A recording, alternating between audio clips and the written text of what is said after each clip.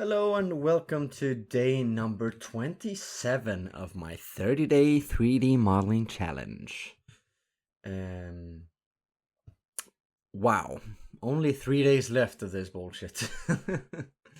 Well, I'm more than happy that I got into this challenge. I got to learn quite a lot. I am still learning a lot of things.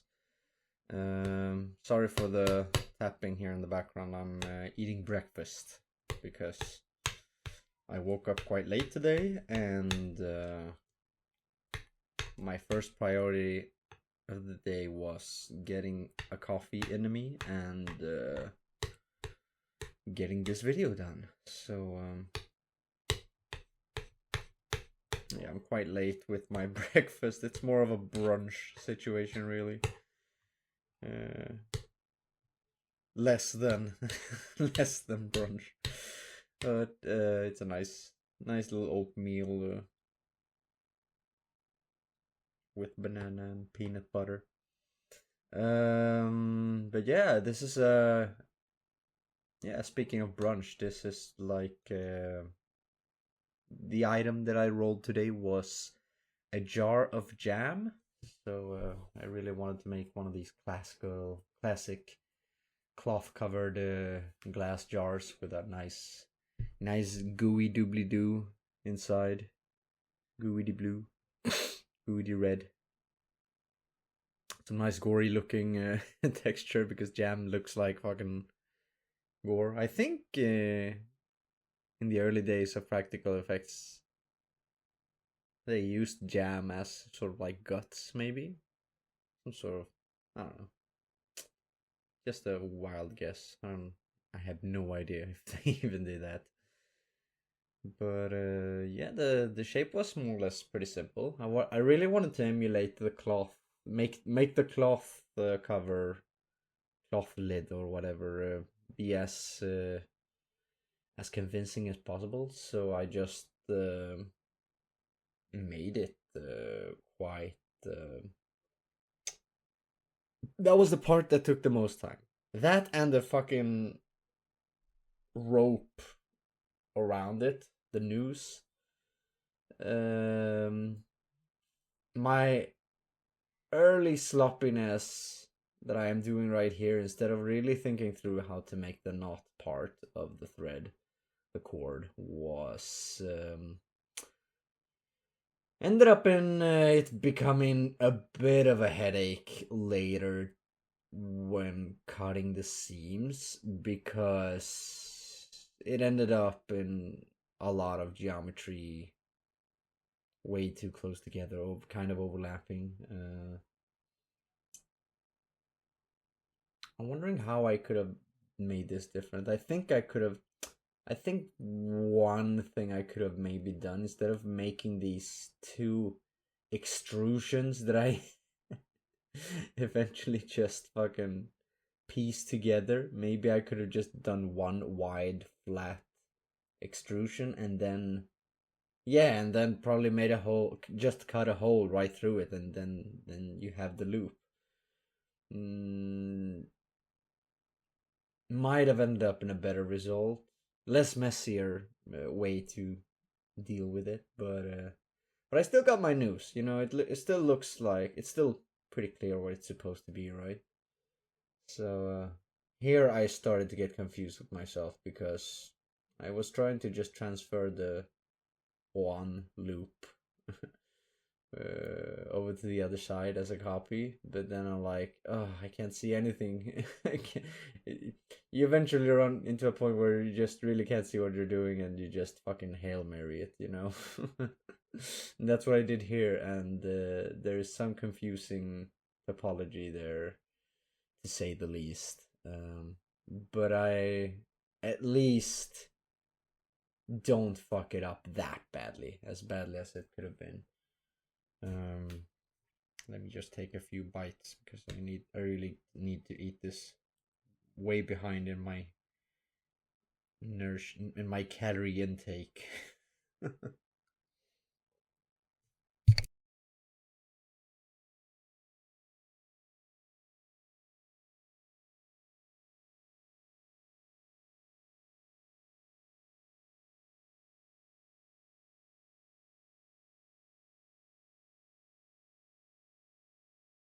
I think I could have made the not part of the noose a bit more clear. Like a bit, maybe just one more extrusion and scale it down so it's like a nice little lump.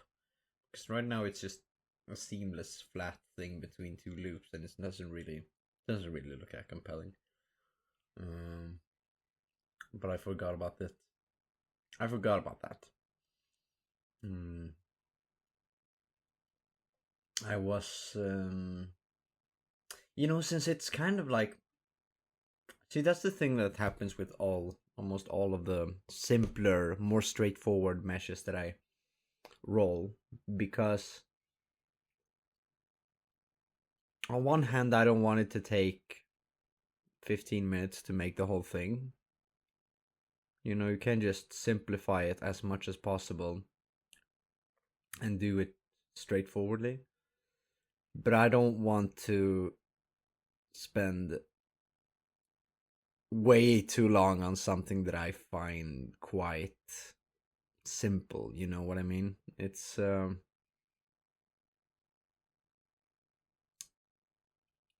bit of measuring or gauging how complex you want to make it.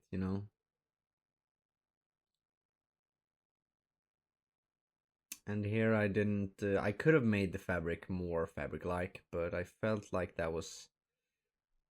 I came close enough to it, and same thing goes for the noose. Like you're yeah. You're supposed to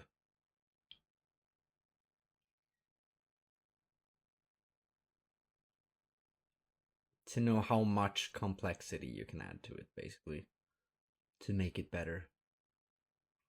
Unless you want a really simple, stylized, low poly shape for a very basic indie game, but or not basic indie game. No, would be cool to have like something like Dwarf Fortress, something as complex as that, but like in, I don't know, Minecraft. I don't know. So yeah, here I was especially excited to see how the inside, the jam, the content of the jar would end up looking in the final render, and I'm quite happy with it. However, I would like to find out how to warp it even more. You know, make the glass make the shape of the glass warp even more realistically, because now it's just for the final render it's more just the transparent crystal like surface that doesn't really, well, you can sort of see like the how the light bends on the transition between the inside of the jar and the crystal and the outside. Whatever's inside sort of like becomes this very, very beautiful flat shape, the texture of which bends and warps along the way that light travels through the crystal. It's hard to explain, but I think most people who have done glass in their day knows what I'm talking about.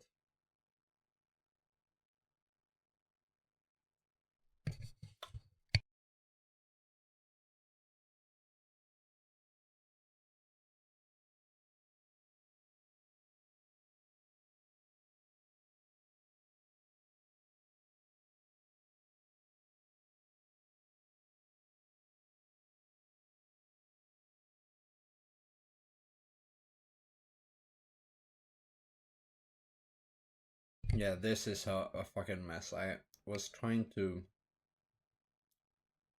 figure out how to easily segment each part of the knot better, but that center knot, the tie part of the knot,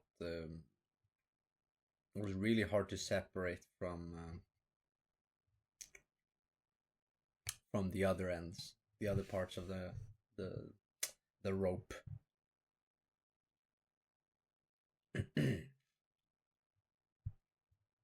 But overall, pretty nice, nice UV.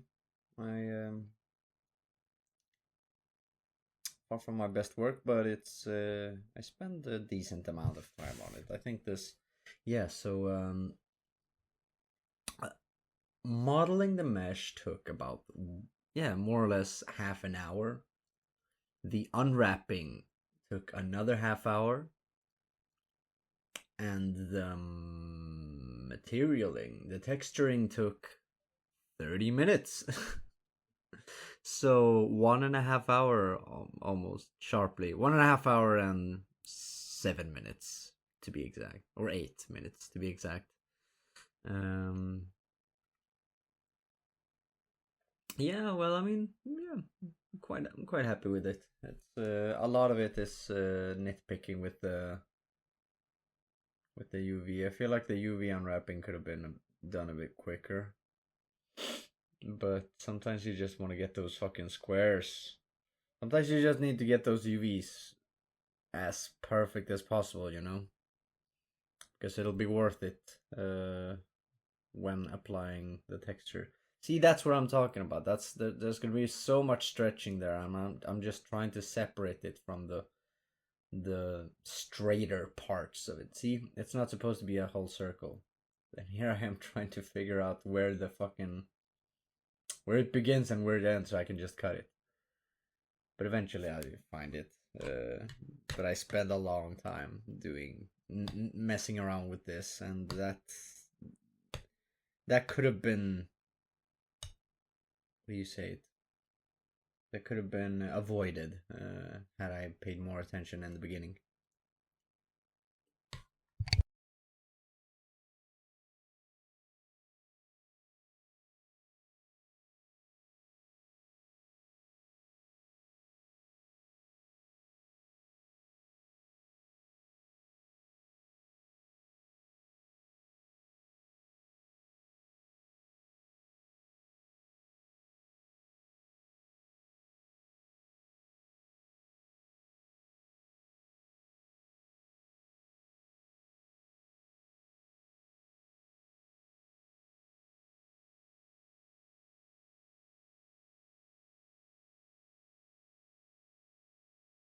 And we are still doing it. Still trying to figure out.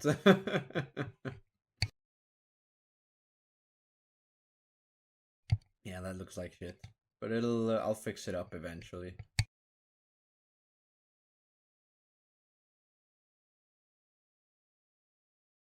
And there you go, finally. I finally split those parts. I finally set those parts apart.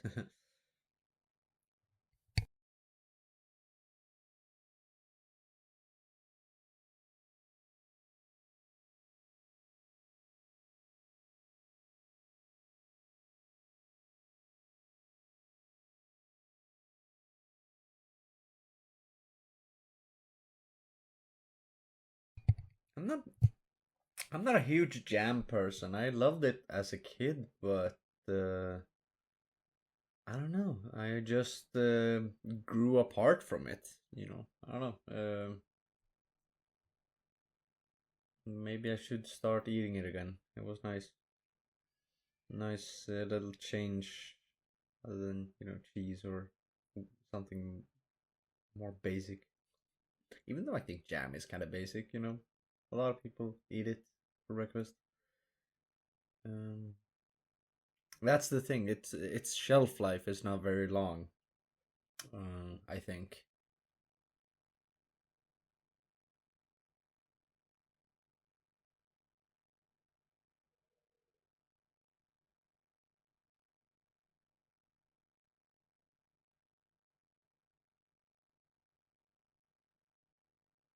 How even is jam made?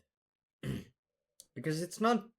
It, is it as simple as just a bunch of crushed up berries and or fruit or whatever? Like, does it is it fertilized in a way so that it coagulates? into a jelly like substance, so it's not as runny. I'm gonna look it up. How is jam made? The chemistry of jam making. The majority of jam making recipes call for an equal weight of fruit and sugar. Okay, so it's 50-50 fruit and sugar. Sugar boosts the gel forming capability of the jam by drawing the water away from pectins. No idea what that is. It binds the water, meaning that with high levels of sugar, there is no longer enough water available in the jam to support microbial growth, therefore imparting a natural preservative effect. 65 to 69% required final sugar content of jams, so more sugar than fruit. In fact, damn.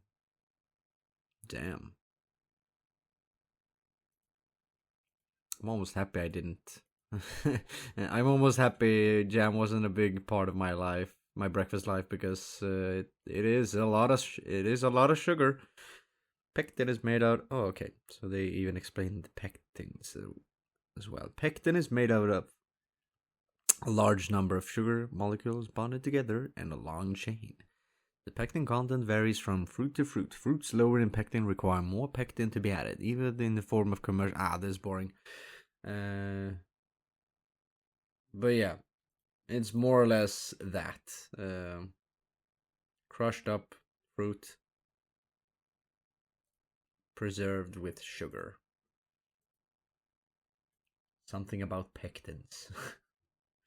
So here I was, here in the material making, I was so excited. I just had to get the glass part done because I really was curious to see how how well I'm got the inside to look, and I think it looks pretty good. I think I got the shape more or less the way that I want it to be, and it's a pretty sick jar jam. Not gonna lie, pretty good.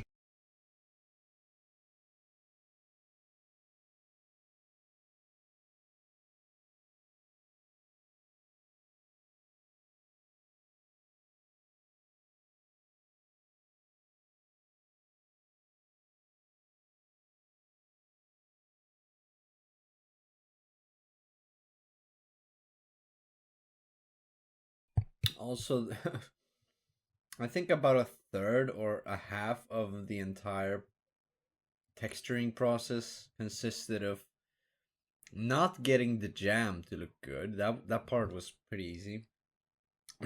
But it was getting the freaking checkerboard Scottish checkerboard texture. You know that picnic, that iconic picnic checkerboard texture that most of these jam holders, cloth holders have.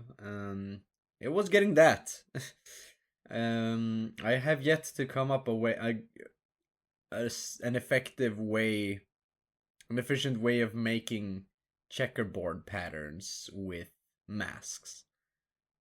Work with checkerboard matters together with masks instead of, because when you're making a mask in Substance Painter, you either have start off from making a manual mask from scratch that you draw out yourself with shapes and brushes, or you can just use a smart mask that is more or less an organic thing that follows along with the baked edges and seams of the mesh. But that's not that does not work with this at all. So I would have to find out a way to add a nice checkerboard modifier on top to work as a mask, because I'm sure that should be possible, right? Substance Painter. I've been working with this software for so many years, but I haven't. I'm really bad at finding out these specific things, because let's be real, most of the tutorials on Substance Painter are way too long, and most of them, like, I don't know. It's really hard to find out exactly the exact same thing that I want to. The one thing that I'm looking for, the one feature, the one like, how do you do this thing? How do you formulate that in a way that it comes up when you're searching for stuff? That is one of the biggest dilemmas of this. For me, at least, I feel that it's so hard to look things up because of the nature of because of how because of the ambiguous nature of some of these specific things that you have to do. Like, how do I explain that? How do I make a checkerboard pattern mask? And then something will come up along the lines of, how to make a checkerboard pattern texture. I'm like, I'm not looking for a checkerboard pattern texture. I'm looking for the mask. How can I make a checkerboard mask? I don't know. It feels like a thing that should be quite simple and easy, but I just haven't really figured it out. Someday I will. I should just take a day and really explore more sufficient ways of doing this stuff, because drawing it, much like a fucking tennis racket and the other tedious textures that I've had to put up with in this series, in this challenge, this type of stuff needs to be more efficient, because it is the way that I'm doing it now, drawing each square by each square, that is not sufficient. It's not time nor energy sufficient. Although it was therapeutic, it's kind of like sitting down and knitting. Just, so kind of satisfying to do, but it's not energy nor time effective. And these last few days, I felt like time has become a bit of a, you have to manage your time a lot more when you feel when a when at least 2 hours of your day have to go into making a video like this.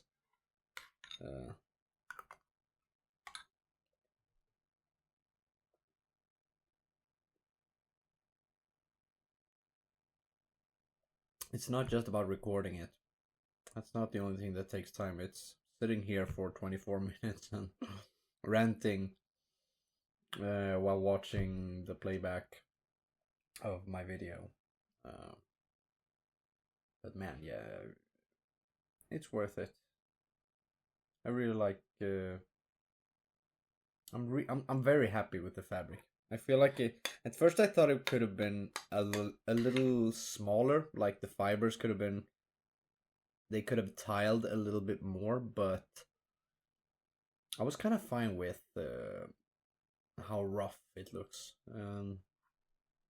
It's certainly no problem that it's not as exactly as the reference image as possible, but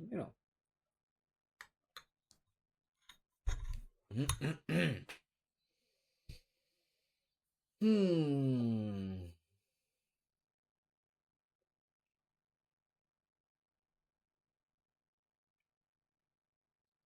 Yes, you can see I barely spent any time making the jam look good, and that was like,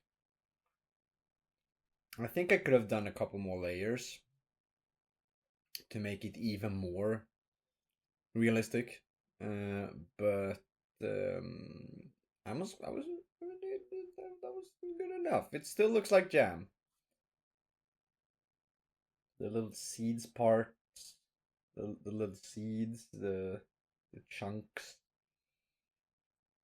You only needed one layer each. Oh, right here I forget to save the project. So here I'm sitting praying for Substance Painter to not to crash on me after finishing my very difficult work. But there you go, a jar of jam. Thank you so much for watching, and I'll see you on the next one. Goodbye. And see you tomorrow.